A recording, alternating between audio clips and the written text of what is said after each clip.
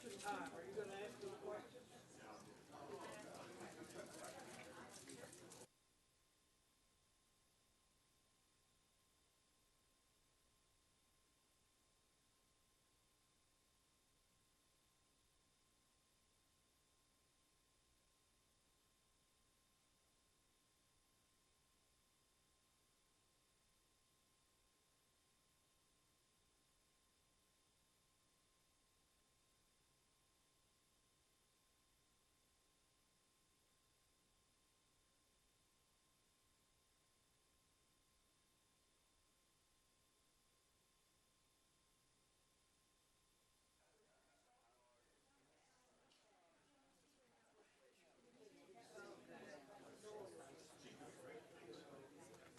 We went to the ACC conference.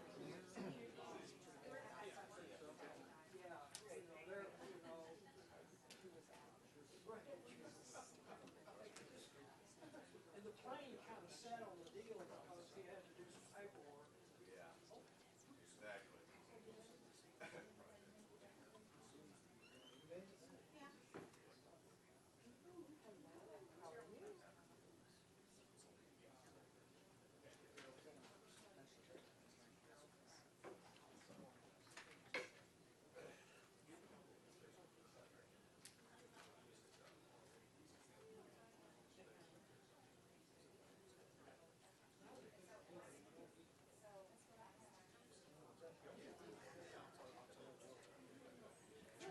I mean, that's what I'm saying. Okay. Okay.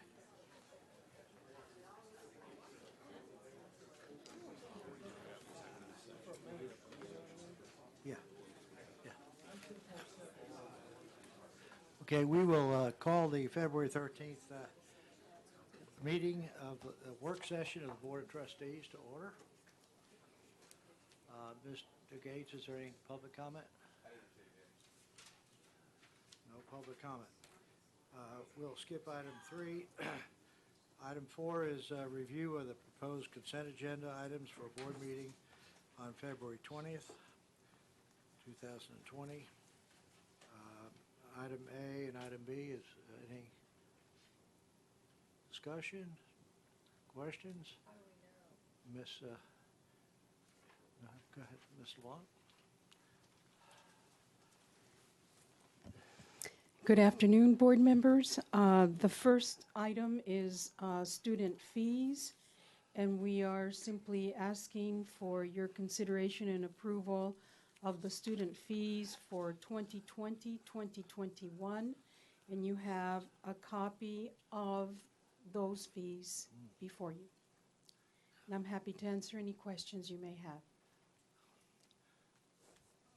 I did note that the the fee for parking and faculty parking spaces was 2.5 times more egregious than reckless driving. Well, let's see what It's we have here. $25 versus $10. If they're parked in a faculty staff zone, that is correct.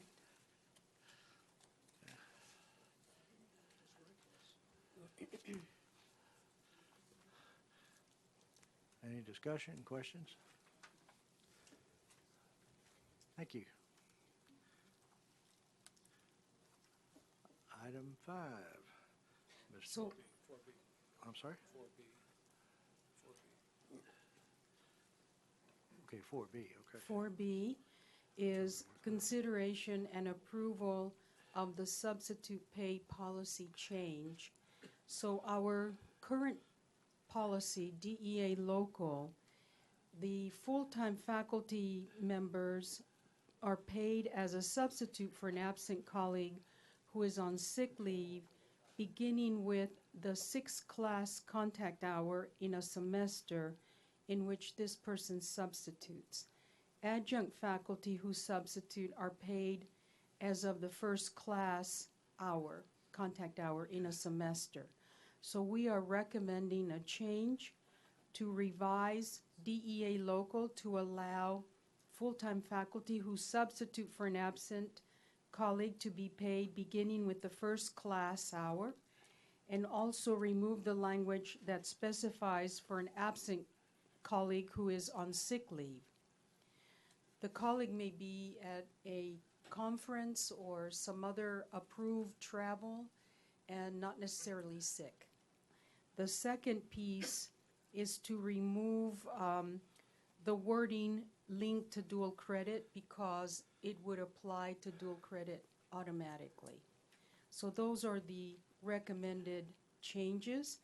And in your packet, you do have the estimated costs for paying the full-time faculty from the very first day, that the first hour that they substitute.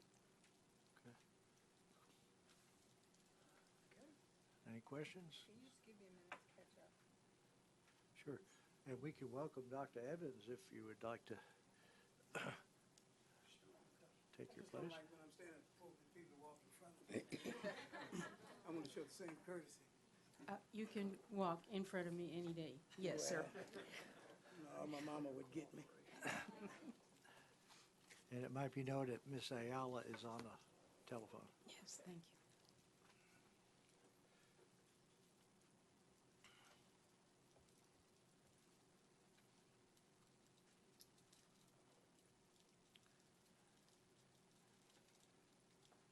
I think I'm where you are.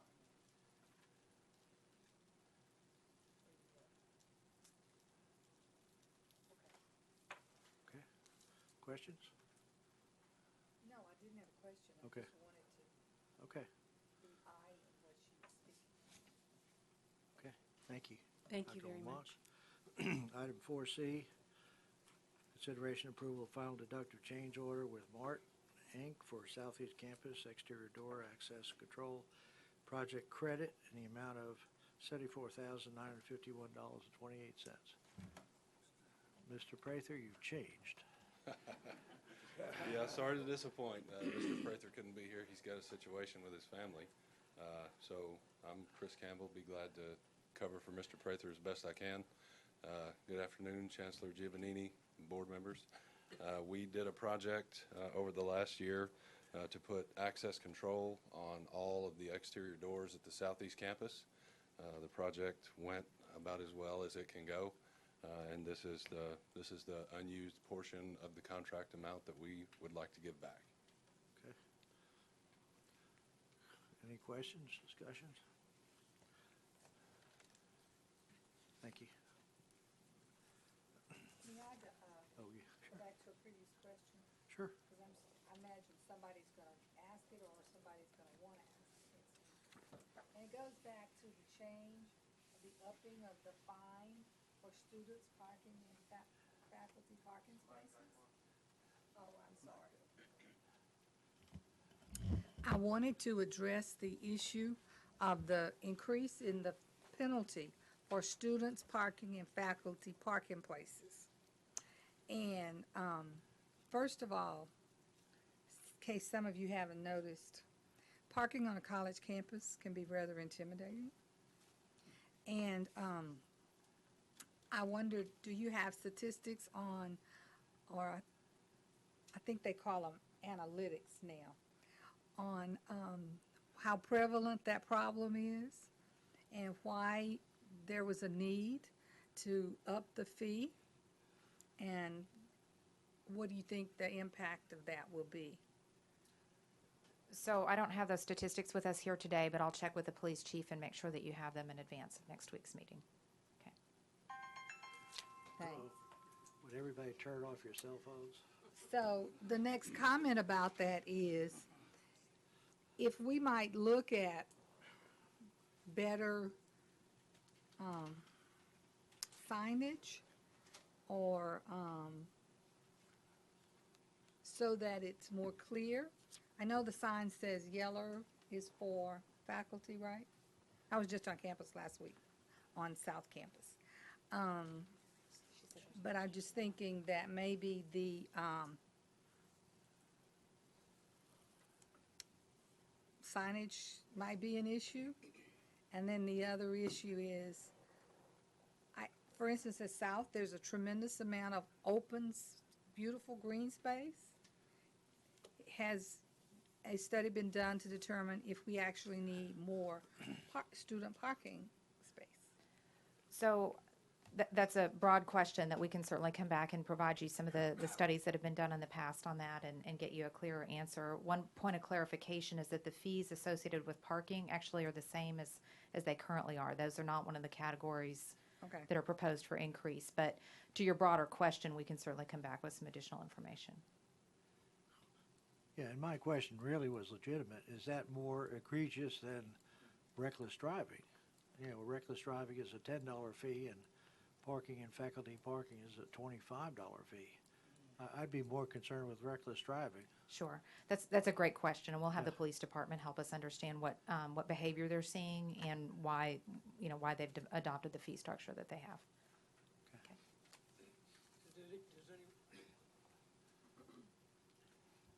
As a result of these questions, does anybody want to withdraw this from the consent?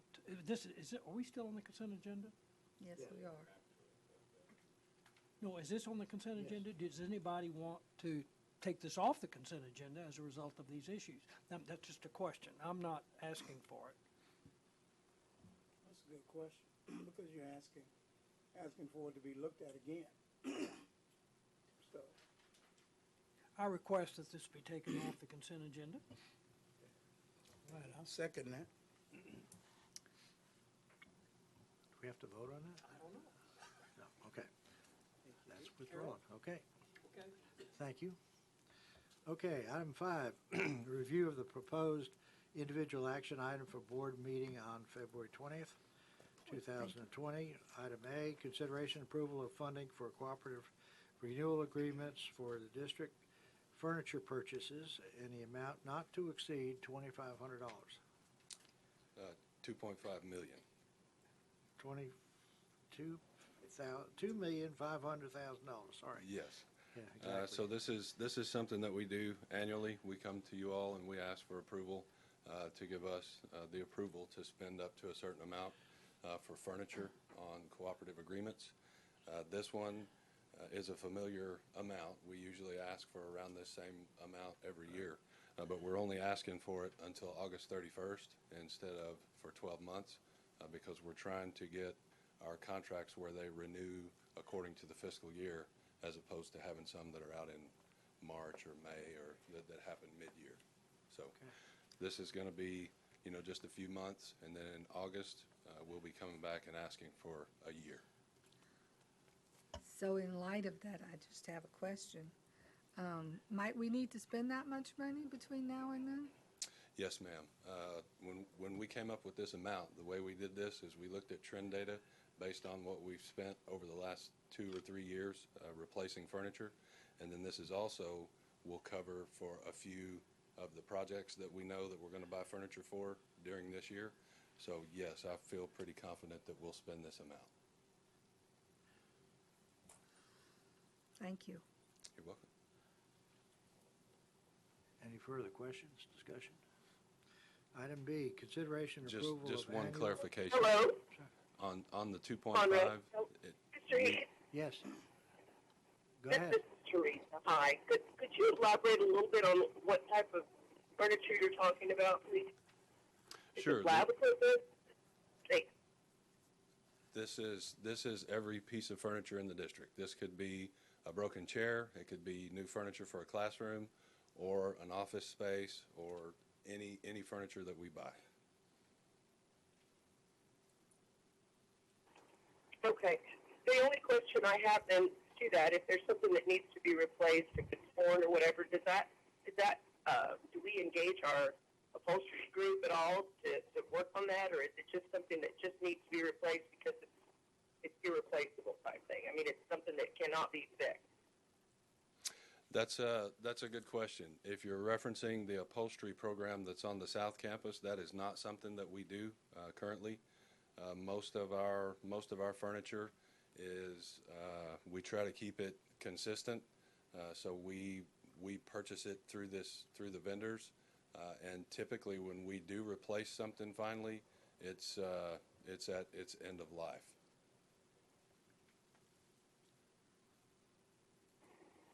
Okay, can you give me an example of what end of life means? Is it just can't be fixed or? End of life is broken. We can't buy a replacement that looks like it. We had an instance at the South Campus a couple of years ago, or it seems like a couple of years ago, where we had some chairs that were folding under people while they were sitting in them. Those are cases when we would replace furniture. We call it end of life. Okay, thank you. You're welcome.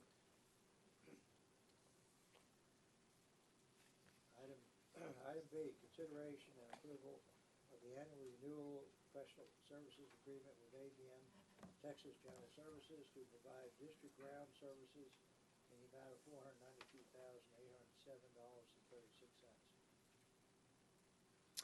This is our final year of renewal on our grounds contract with ABM.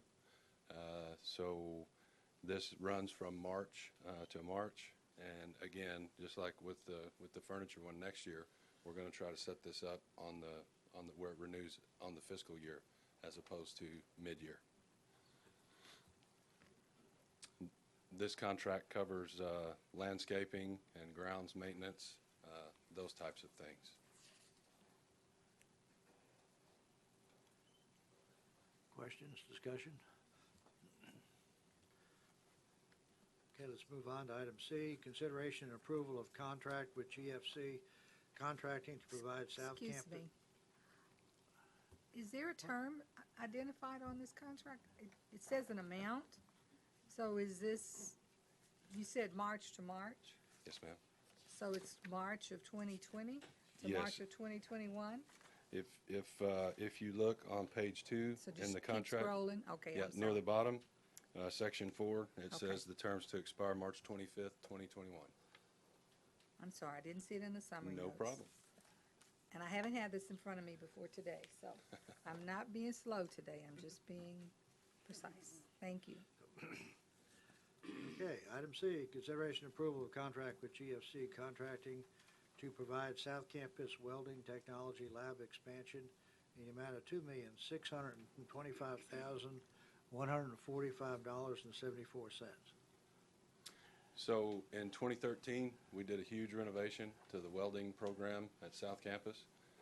Since then, it has grown.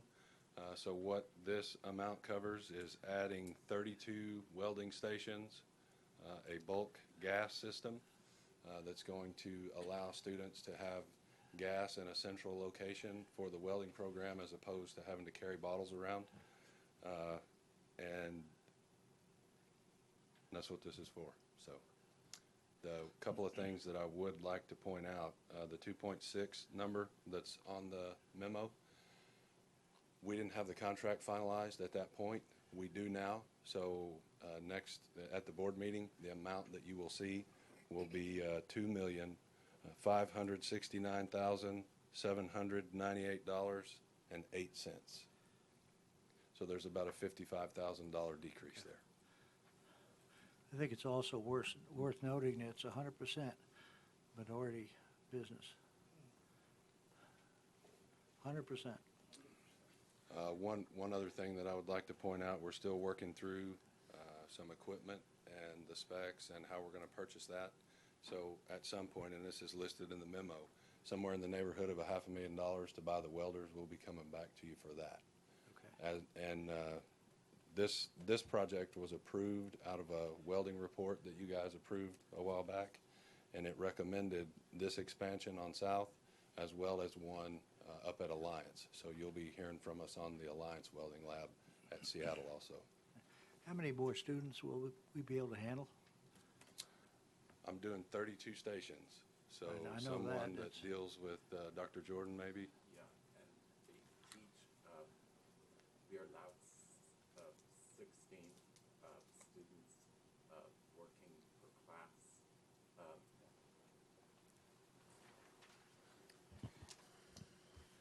I don't have an exact number in terms of the number of students, but it allows us to grow the program by at least a third. It adds a third lab to what we now offer and also supports the pipe fitting program that we will have coming online, which will also allow for students to move from pipe fitting into arc welding and so forth. Okay. Thank you. Item D, consideration and approval of contract with Infinity Contractors to provide Southeast Campus cooling towers. Replacement installation amount of $1,857,343.85. So, 25 years ago, the South Campus, or the Southeast Campus was built, and this cooling tower has been there ever since then. Due to expansion and things, we've added a chiller.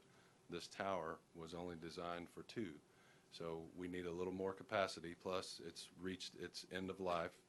If you've seen it, Dr. Capola, I think he drives by it every day. You don't want to get too close to it. So, so it's time.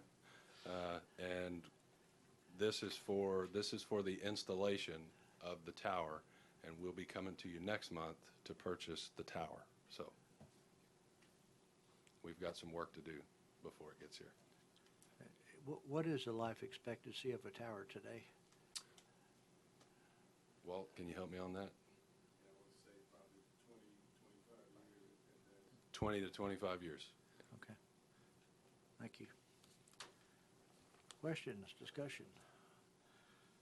Item E, consideration and approval of contract with Brandt Engineering to provide Trinity River Campus medium voltage electrical distribution system studies and replacement of West Fork transformer, amount not to exceed $500,000. So the transformers that we put in, or that were put in when this facility was originally built, they were 2007-ish models. And if you've ever been near one of these in the lower levels of one of the buildings, you can hear them buzzing. So what we want to do is we want to take an opportunity here to get caught up with the mandates on energy efficiency, and we want to replace all of these transformers with more efficient ones that are less noisy and put them outside so that they're not taking up room in our mechanical rooms. This one is going to cover the transformer move for West Fork because we've got some folks from MOC moving in there, and we don't want to put them right on the other side of a wall of the noisy transformer. So, Can you measure the efficiency? I mean, how much more efficient would this be? David? It's in the ballpark of about 2.5% from what was installed in the building originally. Okay. Further discussion, questions? Item E, consideration and approval of contract with Brandt Engineering to provide Trinity River Campus. We just did that. Item F, consideration and approval of contract with Weatherproofing Services to provide South Campus health and physical education / Natatorium building roof replacement in the amount of $185,470. So last November we had a weather event that tore off a portion of the roof. We had through our damage response contract that we had them come out and do a repair.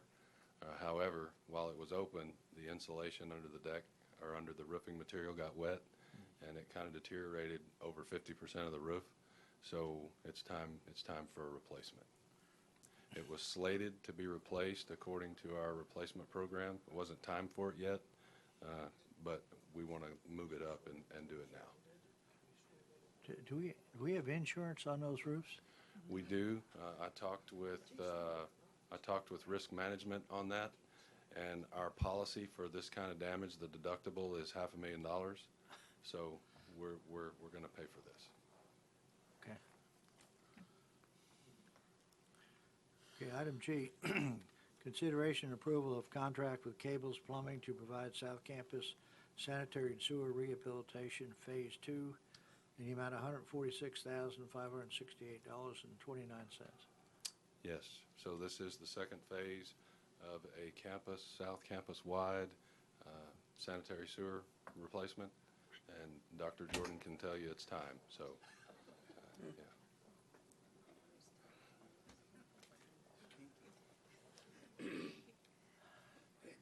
Questions, discussion?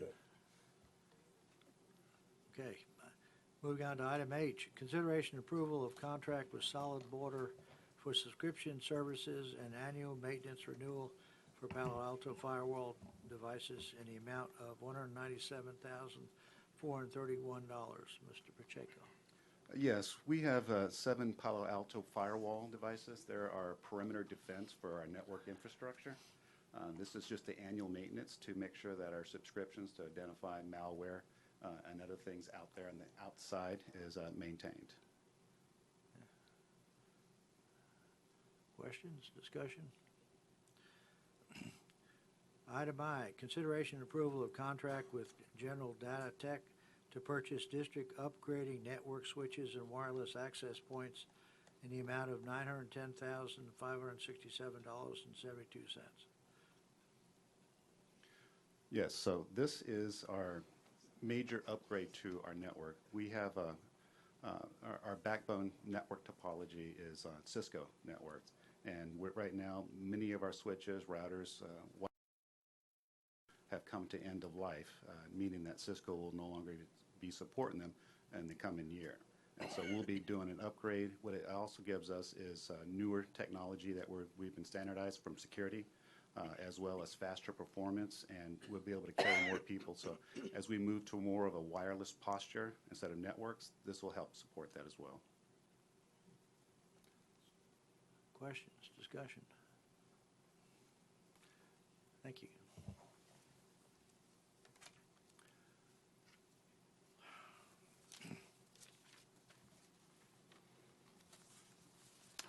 Okay, we will go to scheduled items for upcoming facility projects that you have listed in your handout here, as well as the schedule of upcoming information technology projects. So Mr. Campbell and Mr. Pacheco will be happy to answer any questions on the schedule we have here in the upcoming months.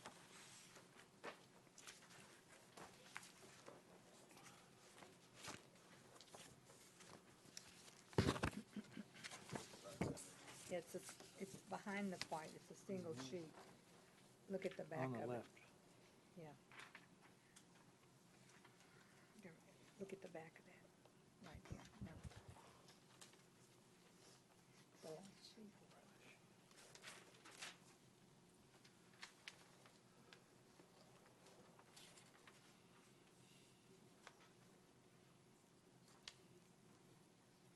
So what are we supposed to be looking at? Those items listed for upcoming month, both facility projects as well as IT projects, and you'll see for March, April, and May. And if you had any questions on those today, Mr. Campbell and Mr. Pacheco will be happy to answer those.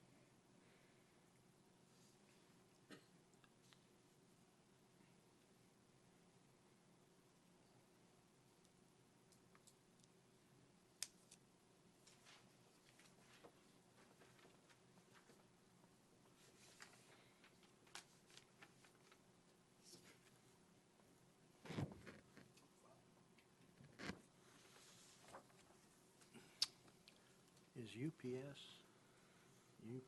what is that? Which number are we talking about? Last bottom one.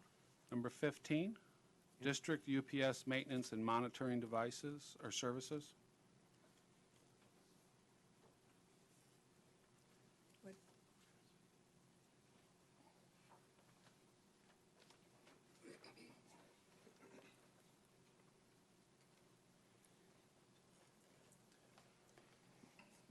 So the question is, what is UPS? Is the acronym? Yeah. Is that the question? Uninterruptible power source? Okay. How about that? Sounds good. Thank you. Yeah, sounds good to me. So the idea is when the power goes out, the UPS kicks in and we don't lose things that are important. Yeah. Oh, yeah. Okay, Is that it? Yeah, Okay. thank you. Any other? Okay, if there are no others, we'll move to the next item on the agenda, and I'm not going to sing, so I don't know what the music is. Bye.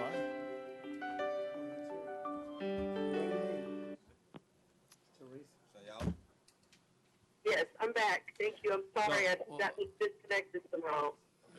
So to this month's item to share with you is related to our status on the principal involving high schools, early college high schools, and Dr. Coppola will provide that update for you.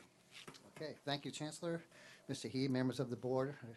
I appreciate the opportunity to address you all today about some of the work that we're doing in our high school principal. And hopefully you'll find it interesting, and there'll be some time for questions at the end. And I have a clicker. There it is. As you know, one of the fastest growing areas that we have in our college is our dual credit enrollment. About 21% of our students are serving dual credit. But the fastest growing part of dual credit is the advantage. Do I need to set that? Oh, how do I turn it on? There you go. One of the fastest growing areas is our early college high school sector, that many more ISDs are adopting. We're going to talk about that today. One of the work teams, of the many work teams under the high school principal, is consisted of members across the college, with Mike Sinato from Southeast Campus and Kirsten Cooper, both co-chairing. They're two of the experts within our district on early college high schools, with Marine Creek being one of the first ones. And you can see we also included faculty on here who are teaching dual credit and also coordinated dual credit. Today, what I want to do is I'm going to talk to you a little bit about the early college, high school, and BTech phenomena that's taken over, the history and the current state of where we are, and some future opportunities. As we look down the road about the future of how we're going to support early college, high schools, and dual credit, we really need to do a base study to see where we are today before we move forward. And we found some pretty interesting data that I'm going to share today. So let's talk first about understanding about dual credit, early college, high schools. Early college high schools was a model that was truly started in 2004 in the state of Texas. And that's my foot, my dance. And in 2004, when it started at El Paso Community College. Richard Rhodes in Texas, we usually consider as the father of early college high schools. It was a partnership with the Bill and Melinda Gates Foundation, and it was to bring higher education, but more to create a college-going culture to students who never thought college was an option. And they started 6 early college high schools that were all delivered within their campus. Later on, they went on and the students would excel in at such a fast rate that they were finishing their associate's degree in their junior year and started a second program where they partnered with UTEP in order for the students to start their baccalaureate degree in the senior year that they were in high school. We have the same arrangement with UTA here. Now, it's important to understand that each year, the ISD must resubmit the application for an early college high school. Just because an ISD says, remember, this belongs to the ISD, it is one of their high schools within their system. Just because they have an early college high school that is approved by their board doesn't mean that it's just there until the school closes. It is not guaranteed. Every year, it has to be renewed and the paperwork has to be submitted. It is signed by us and is signed by the ISD that we are both going to be partners in this. There are 3 main reasons why an early college high school approval might not move forward. One is the board. Sometimes many boards have a 3-4 split because it has to be approved by the board at the ISD. And as you all know, as an election comes up, someone might come on the board and decide that we're not going to support the early college high school for another year. Second is that the IHE, we might decide, or any of the ISGs might decide that we no longer want to be in partnership with the ISD for an early college high school, or maybe go to a different model. And also then the TEA, which is really the one that really, if anyone was to close, would be that the TEA approval. And the school must comply with what's called the blueprint. And this is more or less the key performance indicators that the TEA puts on the early college high school. And they're very tough and very strict. And a lot of accountability has to be done. And sometimes in early college high school, they'll just say, we're being held too tight to TEA to really do what we want to do. Okay, so a lot of House Bill 5 and 505 actually address this. So they might decide that they want to back off the early college and have a different way of offering this type of education to their students. So in Texas right now, we have 169 early college high schools and 34 P-TECs, and I'll be talking a little bit about P-TECs in just a few minutes. So in the blueprint, the first benchmark is one of the most important ones. The early college high school shall serve or include plans to serve students in grades 9 through 12 and shall target and enroll students who are at risk of dropping out of school as defined in statute. The early college high schools are specifically designed for first time in college, first generation students of low socioeconomic. And this is very important as early colleges move forward. One of the objections sometimes that moves forward into some ISDs or within some IHEs is that it feels like a certain population is not benefiting from an early college high school, but there are other methods in order for that to do. So this is one of the target audiences. In early college high schools, there are 3 preferred models that are set up by both the coordinating board and by TEA. The first is one that you're probably familiar with, is having a facility built on the college campus. Marine Creek, of course, had the portables, which they're getting ready to now put a building on Northwest. Southeast Campus came along with space. And then over in Northeast, even though it's in a separate building that's already been there, sometimes considered a school within a school, it is still a facility that is on the college campus. This is the #1 preferred type of early college high school, only because the students are embedded in that college-going culture on a regular basis. A second type that is becoming more familiar now as ISDs, many ISDs are seeing a reduction in population, or as some of their middle schools or their schools are being closed, or facilities, is that they'll turn one of those facilities into an early college high school or an academy. A good example is the Arlington Collegiate and Career High School that was just built in West Arlington. And the third is one which happens to be the most popular one, but not always the most preferred one, and that's the school within a school model. This was originally designed for ISDs that are small and might only have one high school. The first one I ever did was with Splendora ISD. It was a single high school district. So you can't pull 400 students out of that and put them in another building or another high school, because then you wouldn't have a marching band. So they needed to keep the people on here. One of the important things about an early college high school is really designed for the students that are not involved in UIL, not involved in sports, band, cheerleading. They're taken out of that high school experience. When it's within a school, there is a provision that the students can participate in those activities while still participating in an early college high school. We're doing this around our district now. Mansfield ISD is at Timberview High School. They have devoted a wing to the early college high school. The difference here, why it's not at the top of the level with TEA, is once those students take a break in class, they're embedded back into the traditional population of the high school rather than staying as a cohort or coming onto the college campus. I'm not catching up to myself. So the population of how an early college high school works is that it's ideally the freshman and sophomore students are housed at the early college high school, and classes are offered in cohorts. And this starts in the 9th grade. They're selected in the 8th grade. This is very, very valuable. When we were starting these early college high schools and we visited El Paso and we talked to the teachers, this is really what the difference was with it, rather having just dual credit, because the students are really taught on the AVID mode within the early college high schools, and the faculty are also trained to create that college-going culture while they're in 9th grade. So it's not just offering high school classes and then throwing them into an early college high school. They're building the momentum. Juniors and seniors then are put onto the college campus and must be embedded into the regular classes. This is really where the students then are kind of on their own.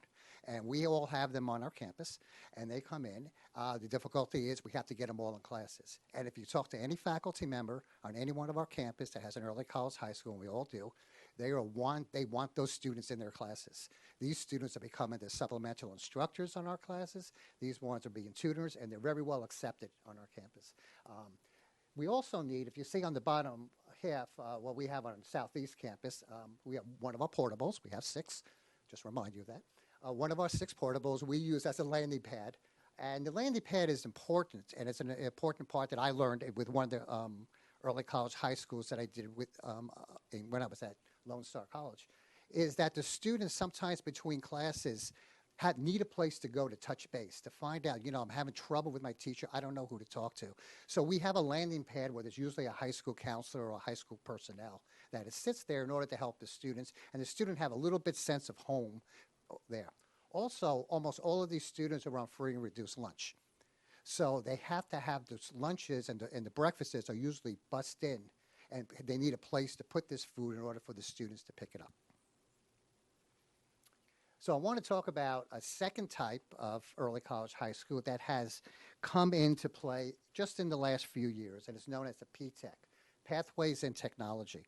First started in New York, in Manhattan. There's a great commercial about the first PTech. You might have seen, I think it works with IBM, where it works with IBM as a partner. The difference, there's a lot of differences, but one of the main differences with a PTech is that it has open enrollment. So the students don't have to be first generation, low socioeconomic students. It can be open to anybody that can apply for this in order to get in. The other that, and we'll talk a little bit about this in a second, is that it has to have very flexible scheduling because many of the courses that they're taking are longer than a regular 50-minute class because labs are included with them. And welding would be one that has to go into the lab that Pete was talking. So PTech, again, serves 9th through 12th grade for an opportunity to complete courses that lead to either a workforce certificate or an AAS degree. One of the provisions that's in a PTech is that a student can take up to 6 years in order to finish their degree. Now, they might finish their high school diploma in 4 years, but the PTech then stays in place for the students for an additional 2 years in order to get the classes that does not have a PEAMS counterpart in high school. So they can't use it for dual credit. So there might be a class in healthcare that there's not a PEAMS course, but the student needs it. They would take it after their high school. The agreement then would be that since the tuition is waived or the students are not paying the tuition for the class, that will continue until the students finish their AAS degree. Many of the PTechs usually only go 1 semester longer than the high school. Very few go to the 6th year. The other part is that with a PTech, the IHC or the ISD must partner with a business partner to be that really foundation. South Campus's early college high school has turned into a PTech under the direction of Lisa Castilla with that. And that group, they're partnering with Encore. We're opening one with, we just got approval yesterday. Actually, Dr. Cavazos also texted me it's going to be at Bowie High School with Arlington, and that's going to be a medical PTech, and they already partnered with the medical city of Arlington in order to be the partner on that. So you have to have an established partner when you fill out the application. You can't just say we're offering workforce classes in there. Okay. So let's talk about the history and the current state of early college high school. In 2011, a little history lesson here. In 2011, and there will be a test at the end, Marine Creek, of course, opened up. Dr. LeBlanc did a wonderful job of pulling different people together from different ISDs and really coming up with this vision. And it's still a success now. It's still the benchmark that we have within our districts that we measure everything to. In 2012, TABS opened up right in Trinity River. I was going to say here, right in Trinity River. TABS originally started with University of Texas Health Science Center, and then they did not want to get involved anymore, so it got picked up by Trinity River. Then in 2014, we saw 3 new ones come on. Of course, the Arlington, Everman, and Grapevine Collierville. Then Fort Worth opened up theirs, and then that which is now a PTech. Crowley, Mansfield Timberview opened up in 2017. We're just seeing the first students on our campus. It's real interesting now. Now, as you have multiple early college high schools, you're seeing competing schools on the campus together. So we're seeing both Mansfield and Arlington together in classes. They proudly wear their colors as they walk through the hall. And then in 2011, O.D. Wyatt, Birdville, and then the Arlington College and Career has opened. As you can see, the early college high schools are very much a wonderful support to the community. When I go into the community, that's what people talk about. It's about the success of the early college high schools. We see it as a way of breaking a cycle of poverty through education. The total population, roughly going back, each class supposed to be at 100 students per class, no more. We take in 125. TEA allows us to do that because of attrition. Students usually say, you know, this isn't for me. I want to go back where my friends are, or, you know, yeah, this is harder than I thought. But for the most part, we really haven't lost that many students, and you can see those numbers. That's around 400 at Arlington Collegiate. If you're wondering about tabs, that's because they moved their space and couldn't take in as many students as they did. So how do students get into an early college high school? This is the biggest debate around the state, and it comes up every year as the legislature looks. The way we do it mostly is by weighted, where the students are usually identified in the middle school as somebody that is a really good student, but they're not excelling because they're not being given the environment where they can excel. And, you know, if you're a good counselor, if you're a good principal, a good teacher, you know who these students are. We know who our students are on our campus. And these students get identified. And you hear stories of these early college, high school graduates who were about to drop out of school, and they're graduating with 4.0 GPAs and full ride scholarships at Ivy League schools. We use the weighted. So an important part is the application that the student has to fill out. But what's more important is the interview with the student. And they interview the student very carefully. There's a team that does it. But even more important is the interview with the parents. They want to make sure the parents understand that this is a team effort with the parents in order for the education and what the role of the parents are. We do an orientation with every single freshman high school class and let the students understand, let the parents understand that there's going to be 3 or 4 hours of homework at home, and the student cannot come home, be given chores or something to do, and starts homework at 11 o'clock. Get to sleep at 10 and show up for a 7:20 class. That happens more often than none, and to do that. Also, when they talk to the student, they want to make sure that the parent didn't talk the student into doing this. It's a wonderful opportunity because what we have found, and we found it in Arlington, students there, they didn't really want to be there, so they purposely failed out of every class. So they would get put back into their home school where their friends were. So we want to make sure that's done. A common way that a lot of schools do when we visited was a lottery. They take, because for every 125 spots, you might have 300 applicants. So they literally put the names in the hat and pull them out. We didn't think that was a very fair way to go. Just on TCC staffing, there is a cost on our part for this. Mostly on the support staff, we have our librarians have to go over and help within the early college high school. That's part of substantive change and also within the blueprint. We have counselors that are assigned to these schools. They don't sit there full time, but they do visit the schools. And then we also, every campus has a campus liaison on different campuses. That is the contact for that. So, scheduling. Let me make sure I get my notes on this one. This is difficult. We found out real quickly that running a high school and a college at the same time is very difficult. It's like oil and water. They have their schedule, they have their testing schedule, they have their bus schedule, and we have our schedule. They're off on President's Day, we're open on President's Day, so on and so forth. We're real lucky that for many of our early college high schools, they're following the college schedule. In other words, the classes are the same times as our classes, and the entire day is done that. On the modified schedule, you have 2 or 3 periods that are kind of clumped together for those extended classes, mostly the CTE courses. On the accommodation for Friday classes, that's done, South does this because the biology labs need to be used that are on campus, so they hold their biology classes on Fridays when they're not used so much, so they can have access to the biology labs. The optional flex day is a real interesting one, and actually Lisa Castillo at South was the first one to do it in our area, and we did it at Arlington soon after. They can petition TEA to do their bell schedule at the same time as the college. So their start time is the same time as us, and their end time is the same time as us. This is really good when once they're on our campus and they got to catch the bus at the end of school. What's also important, and this was just for reference as we were starting the construction and the design for Northwest Campus, is that it's important that there's an assembly room and conference rooms for one-on-one, and that there's a room that the student class can meet. It's not just the cafeteria, which we use in Arlington. Sometimes it's not close enough to the college campus in order to use. Food prep You never think of these little things until they become an issue. Two of the early college high schools, at Arlington and Arlington Career, they have full kitchens, and they're gorgeous. They cook the meals right there. All of the others, the food is brought in to the early college high schools. That's more of the common method because they don't want to build a whole kitchen for just 400 students that they do. So sometimes that's because all the students are on free and reduced lunch. So the graduation rate, we're real proud of this. We're really leaders, I'm going to say, in the country. We have a lot of people who call us around the country, want to know why our success rates are so good.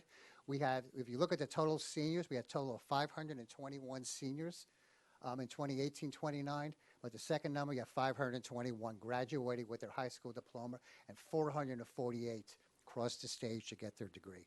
And it's really an outstanding. There's not a dry eye in the house when you talk to, when they have the ceremony at the early college high school. Yeah, I'm going to give you this one. Please. Yeah. National data will show that the student population that typically engages in early college high school, if they did not have the opportunity to go to early college high school and they were forced, if you will, to stay at their home high school, they would have not only not finished college, they would have not finished high school. About half of them, nationwide data, will show will have dropped out of high school. And so here are folks now who, with this opportunity, not only are finishing high school or are leaving with a college degree. What does that do for that individual's trajectory, their family, and so for many which are come from poverty? So the significance of these outcomes is absolutely huge nationwide in this movement, and certainly you can see our numbers, large numbers there. Of this would be 448, so you can count on 220 of them would have dropped out of high school, and now their success through high school and college. So thanks, Bill. How do you account for us being so, I know we're going to ask questions later on, No, but go I will ahead. ask it It's now. How do you account for our being so successful and people calling us? What is your... We get that question a lot. Yeah. And I'm going to speak for the other presidents here and Okay. Dr. LeBlanc. It is our people who support them. Okay. I mean, and also you as a board that support this, and when you want to do it. When our folks go and visit, we go to a lot of conferences about early college high school, they want to say, you mean you get to, the faculty are actually part of the early college high school? It's not just, we don't just build a schedule, oh, by the way, you're going to be teaching over in the early college high school. We select faculty members. Actually, if you remember, you approved a few years ago to hire 17 full-time faculty just for dual credit in early college high school. These are special individuals to be used. Not that all our faculty can't do it, but you put them in a class of 14 and 15-year-olds and trying to get them in through speech at that time. And it's that the school and the students feel a sense of ownership to the college right from day one. It's not in this, when they're in 11th grade, when they finally get on the college campus. They're on all of our campuses. They're seeing speaker series. They're attending the plays. Some of them, even in the 9th and 10th grade, are part of dance programs that we put on. So, and we also have on many of the Phi Theta Kappa chapters on our campuses, we have early college high school members who serve as an early college high school representative. So we instill that college-going culture from the very beginning and let them know as, hey, you're one of us. And that's why when they come on the campus, they sit in the front row. There are supplemental instructors. There are student ambassadors. They're in our future student leadership programs. And that, they really see their potential towards their master's degree. They're not talking about an associate. They're talking about, here's where I'm going to go to college. And everybody wants them. But thank you for asking that question. I can talk about that all day. One other question. Yes. How successful have we been in finding embedded teachers and encouraging embedded teachers in the high schools? We've been very successful so far, but we're going to have to be more successful because we have a lot of dual credit sections. The dual credit faculty, we do hire faculty as adjuncts to teach in the dual credit. The early college high school, when it's our faculty, they go through a little bit more training because of the AVID training that they do in the high school, but we don't teach them AVID, but they're expected to do more in the early college high school. So this is a graphic of that number of the 85% of early college high school seniors, or like what 40% is the average in Texas. And again, that green bar on the left, what Dr. Giovannini was talking about, we're real proud of that. Okay, so let me wrap up by talking about next steps. So right now, we have 11 early college high schools and P-TECHs. In 2021, we're projected, starting this fall, to have 17. Fort Worth ISD has done a big push of opening up 6 more early college high schools. And there are a number more that are, what's that, 5? That are on the books for 21, 22. So we will be, in the next 2 years, we are going to be doubling the number of early college high schools that we will be serving as an IHE. And this number will probably go to 25. We have applications, like I said, are being submitted right now. That puts a lot of work on our end in order to do it. That's why the high school principal is struggling with this. Not struggling, we want to see where we are now, because our next step is to look at the future. So here's the makeup of where these early college high schools are going to be seen. I wanted to make sure the president saw this before it went up. South Campus is going to be feeding 5 of them, and then Trinity is going to be serving 5 of them also. That's where the bulk of those are going to be going in order to be served. So we're gearing up for that as that happens. Most of them are P-TECHs that'll be going to, whether they're hooking up, they're still, the ISDs are still working with business partners along with them. So what this does then, it gives us some wonderful opportunities for the future for us to grow. We're at 21% of dual credit. I really predict in the next 5 years will be probably closer to 40% of the number of students as the high schools are getting more students into that and getting more into dual credit. So we are exploring right now. We're in the middle. We're going to hopefully get a proposal out this spring. Developing a college-wide support structure to meet our future demand.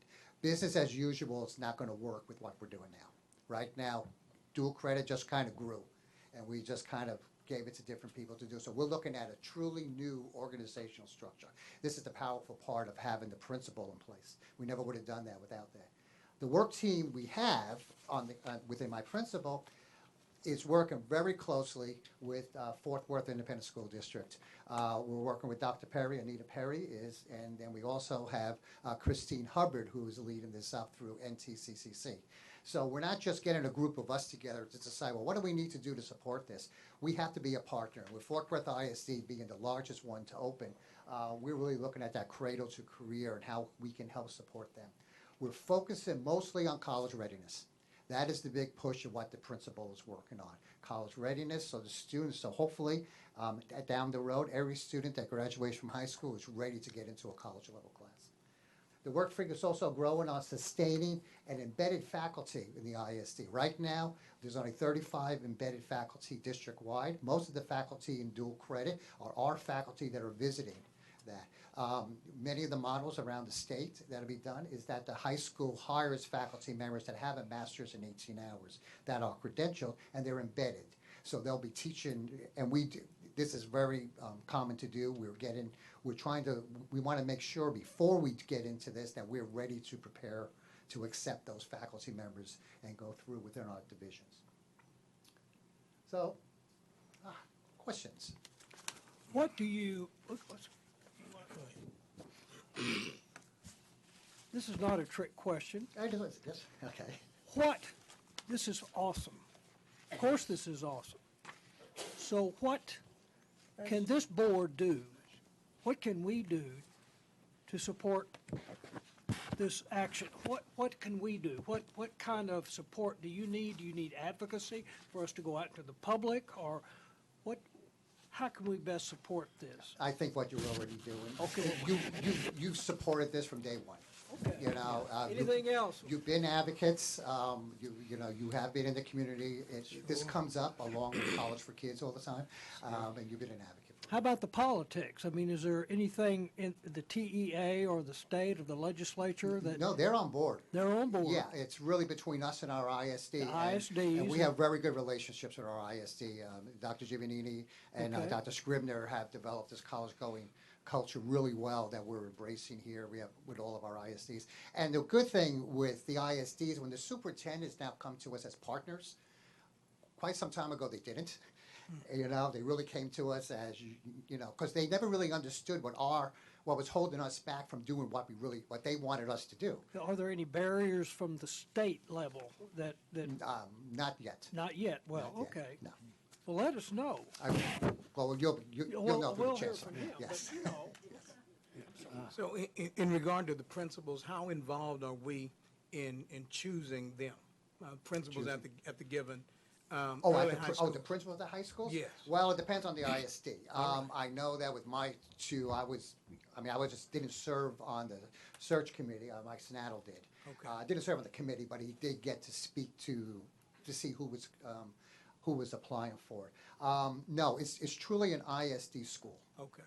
You know, we don't want to get involved, just like I don't want them to get involved in Sure. telling me who to hire. We do get involved, though, when they hire. We try to make sure that the faculty have the correct credentials when they're the embedded faculty. Okay. You know, just because they have a degree in science doesn't mean they have a degree in chemistry. Yeah. It's like that. So that's why our department chairs have to get involved, and we explain that to the ISDs. All right. Would you describe a little more completely the typical student that would be asked to be part of an early college high school? You said an underachieving student, but is it Not required to underachieving. be first time in college, a certain income level, et cetera, et cetera? It's low socioeconomic. I don't have the number of what that is. It has to be a student that is mostly with the first time in college and use, and the students are ones that underachieving is not really the right word. Is it a student that is not fitting in, and those teachers both say they're not fitting in well with a traditional high school of 2,500 students. And you get lost in there. And these are students, I mean, if you've met these students, Mr. Heath, Oh, yeah. they're bright. And you've seen them up here, and they've come in, and it's once that light bulb goes off and they say, there's other, and what really happens when you bring these students together in the early college, high school, a lot is just like with any other club we have, the students realize that I'm not the only one, I'm not out by myself. There are other people here, and these kids really, I'm not gonna say kids, students. These students so much support each other, and they have friends for life when they leave. I go to my graduations from my campus, the high school graduations, and it's a tearjerker, and they don't want to leave. They go, I don't want to leave, and they're trying to go to and many of my students who are at UTA now, they still come back and work on campus. And they still come to us for mentorship, and they still call their teachers. See, I think the important part, I'm sorry, I can talk about this a lot, but I think the important part, what makes us, people say, why are you so special? Because we have those lasting relationships, and the students feel empowered to call, or feel honored to call back to the staff and the teachers and the counselors and advisors that they were working with as a resource so they can be successful in the future. So we touch everyone's lives real close. With due reference to privacy, is there any way we can generate specific data relating to the success of early college, high school? We're doing that. We have, I think, David Jimenez has helped us out tremendously. I'm not going to ask you to come up here now. Has helped us out tremendously over the last 4 years to properly code these students in early college, high school, to differentiate them from dual credit students. Mm-hmm. So we can then track them through us, and then hopefully once they leave us, when we have data sharing agreements with our area universities, we can track them as they move forward there. And one other question, there doesn't seem to be any expansion in the northeast area. Is there a reason for Well, that? I mean, we've got Keller and yeah. Carroll and et cetera, et cetera. I can't speak to that right now, so we will be exploring different areas. We can only throw what's out there, and it's up to the ISD to decide whether or not they want to go. They gotta remember that there's other routes other than an early college, high school. There are academies also. House Bill 5 allowed that to be done, and a lot of them are doing those. This is up to the local area. Yeah, it's up to the local politics. That's where the politics. Yeah. Dr. Palo? Oh, I forgot. Hi, Miss A. Hi there. You may have mentioned this, and I'm sorry, I'm having a little difficulty hearing, but can you talk a little bit about what the options are for those smaller districts that maybe do not have the number of students that Florence ISD and Arlington have, and just what their options are? In other words, do they have the same, do they have the same options as those other students that come from the larger districts? Yes, they do. 100 is the max. Many early college high schools will go with 40 or 45 students from smaller districts, single high school districts. That would be a model for a school within a school model. Okay, thank you. Anything else? Well, I thank you for your time, and we'll come back with an update hopefully soon. Outstanding. Okay. Thank you. Thank you, everybody. Yeah. All right.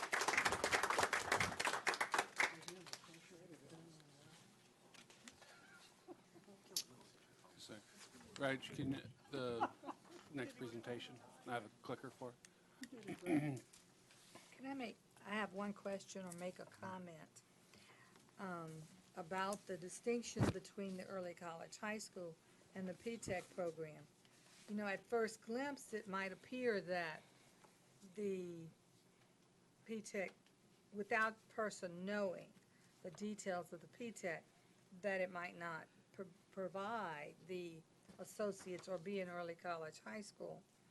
And so, I don't know who chose the names. I see that on this sheet it does say Pathways in Technology Early College High School. But in the acronym, the early college high school portion is omitted. And I would suggest that for me, it would have been better to see that remain as a part of the acronym, so that it's clear that the P-TECH is really an enhanced early college high school program rather than being an alternative model. Suggestion. Thank you.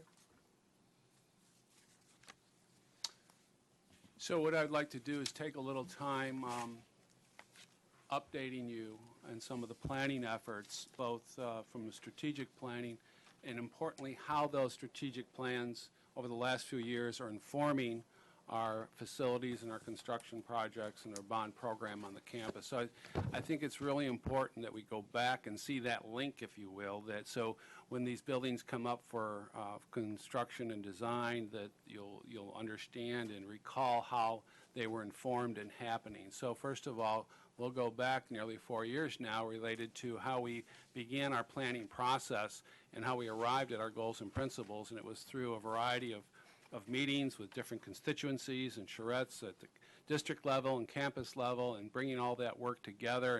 And again, that was some years ago, but I think it's very important to see the reasoning around how we got to where we are today, that this activity that's taken place over the last 3 or 4 years was purposeful, and the purpose was to ensure that these ideas come forward, they get implemented, and specifically, more importantly, to talk today is a little bit about how they're informing the Northwest Campus construction projects. So these, again, are the charrettes, and I'll go back so you can see, again, over the years, the involvement and the engagement that took place across all the campuses. There was many people. Nobody's photoshopped in here. There was a lot of involvement and engagement, if you will. And so that then led to a number of ideas and feedback and priorities, and we began to assess that, and that's how we arrived at the 3 goals and the 8 principles. And to go back, the one simple question was, why are we here? And that bred the 3 goals as one college, to be student ready and to serve our community. And then as we further assessed in the charrettes the goals as to what do we need to do in order to deliver on those goals, and that produced the 8 principles through all those charrettes, and combining all those ideas and in those meetings and coming up with some themes, and the eight themes that came up with really helped guide the principles. Students were involved, and this is again evidence of student involved in that engagement related to the goals and the principles, and how we then begin moving that to real life on the college campus in the terms of how the campus lays out, how students engage the campus through the construction project. So where we've been most recently, we've engaged architects at the Northwest Campus, and they have listened to those advisory panels from the 3 goals and the 8 principles. So as the panels began working, or as the principal work began working with the panels and the work teams, and just like you heard from Dr. Capello, what his principal had done, this has happened across all principals to help inform, if you will, the design of our buildings into the future. So there's some rhyme and reason to the activity that has taken place, that it will inform the construction projects moving forward. So specifically, we've had in that process over 350 people, our faculty members engaged in those in that principal work over the last 15 months or so to really get at, after the why and after the what, how are we going to address these particular principles. And the how I break up into two components: ideation, ideas as to how we're going to address each principle, and that's where we've spent a great deal of time, and now beginning through the implementation process, the integration of the principal work, because much of this work does come together. It's done in a nutshell. What happens in one principle often impacts a student in another principle. So now we're beginning that implementation phase, if you will, beyond ideation and all the way to implementation. And so, and again, it helped inform, and these are just some examples of across the college now. We would have some form of standardizations related to classrooms and learning commons. The onboarding process for students would be similar from campus to campus. Not just the physical facilities, but the actual process itself. And then looking at the workspace environments and informal instructional spaces for students. And these are just some examples. So all of this work that's gone through that the principals engaged in the last 18 months is for the purpose was to inform how we are going to live, if you will, as a college, and then sustain it as a college as we move forward.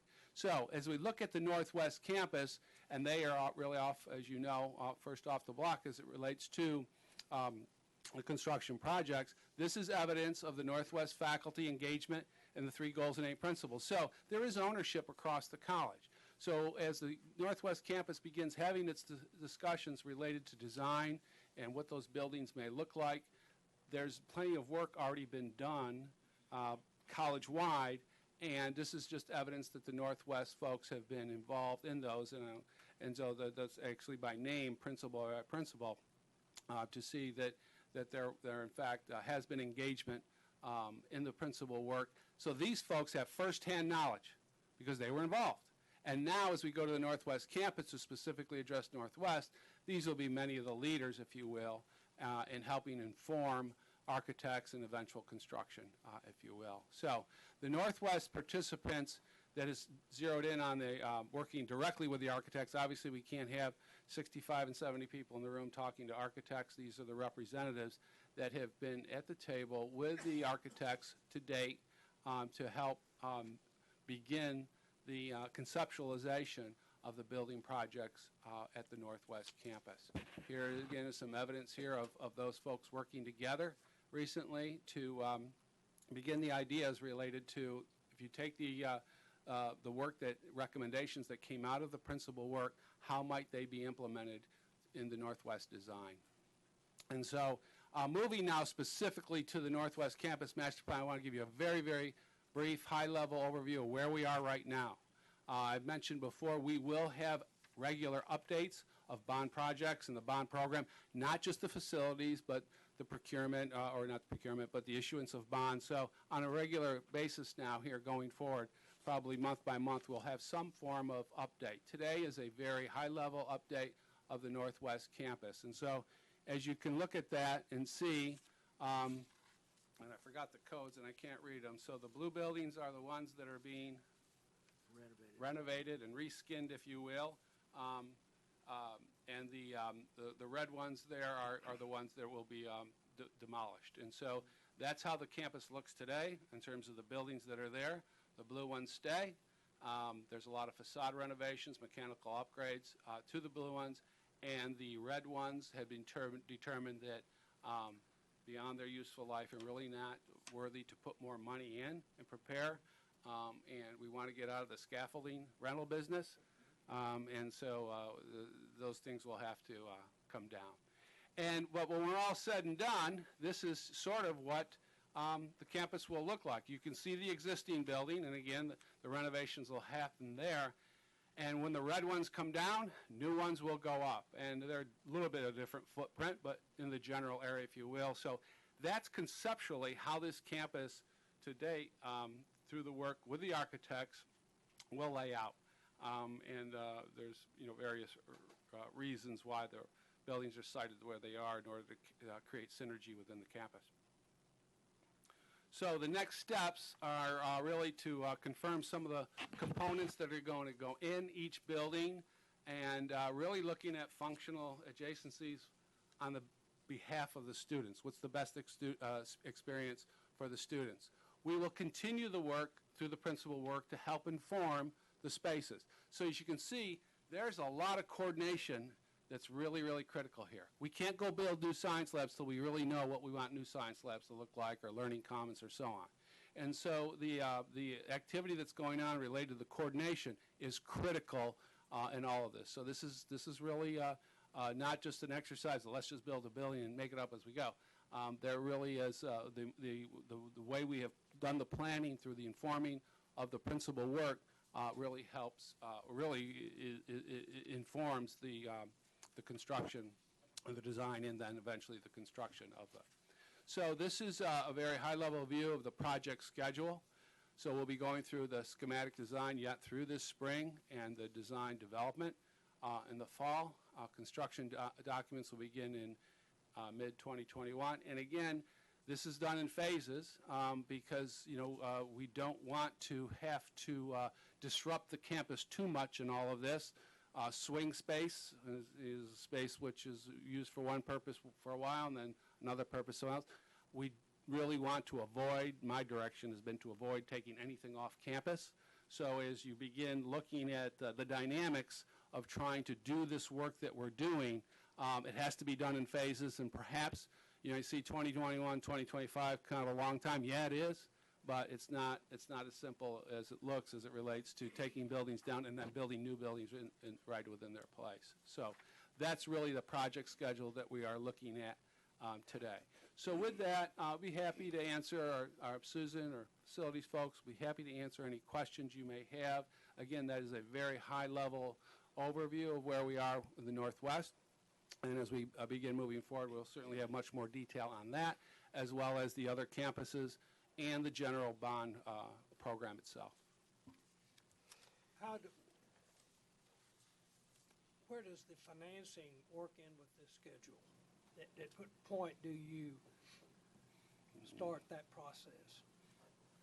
So we've already started working on that. We're in the process of developing our preliminary offering statement and so on that'll be necessary for the sale of debt. We intend in March to come back and share with you what we think the initial size of the issuance needs to be, and to start laying the groundwork and delegating authority to the Chancellor and myself to execute those things in early summer. And so starting with your budget next year, we'll be incorporating an INS tax rate into the budget planning as well. So we'll be back next month in March to really lay all those pieces out. So you're doing a lot of planning on what the buildings are going to look like and where they're going to be. I mean, it's, how can you determine how much money you need before you know what you're going to build? So we're actually very uniquely positioned here to have had the cash to have engaged both the architects and the construction managers early. And so we've got a lot more information than you would normally have. And we're able to do that with cash, and we're also able to reimburse ourselves once we issue the debt. Reimbursement, That's correct. Okay, all right. That's correct. And so what we're doing right now is we're working on our capital plan. And we're starting to look at cash flows across a period of years to figure out how large of a debt issue we can do right now and spend it within 3 years while conditions are so good with interest rates. And so we'll want to do as large of a sale as we can pull off at this point and make sure we can spend it in time. And all that information will be coming to us, is that correct? Yes, sir. You'll get a full briefing in March. Okay, March, the original thought was to tear down all the buildings that had structural facade problems. Now we're going to keep 2 or 3 of them.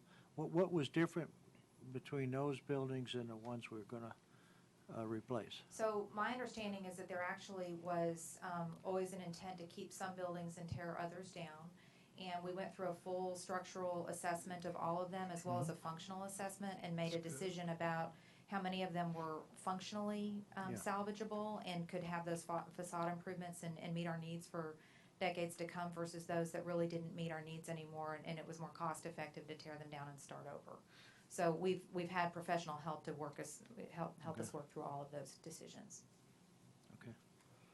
So I see where we're building, we will be in the construction business on this particular campus from 21 through 25. What will be happening on the other campuses? So, as far as Southeast, we have an architect in place. We're probably several months behind the process that we are on at Northwest of going through that exercise, but we're starting to have schematic design conversations there. And so we'll have a schedule probably later this year to share with you about what that's going to look like. We are also starting to look at all the other campuses. So there will be a lot of simultaneous work happening, and part of our effort right now is to figure out how that's going to occur over that 5-year period on all of the campuses and what our cash flow needs will be. Yeah, we did provide a rough draft over the next 7-8 years, right to 2027, of what the whole project will look like, the whole bond project will look like, every campus, the full $825 million. That will certainly adjust as we move forward. So we can come back in March and show you that again, where it, what our best thoughts are to date. So we have taken into consideration the schedule for all the work, all the campuses, and we can show that again. All right, thank you.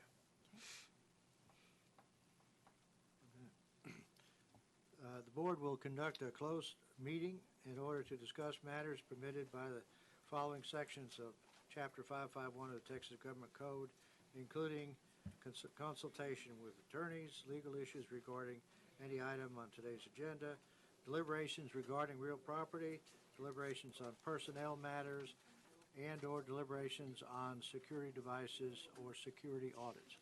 In this room, Reg? Okay, we'll stay here. So, Ms. Hickey, I do have more information for you.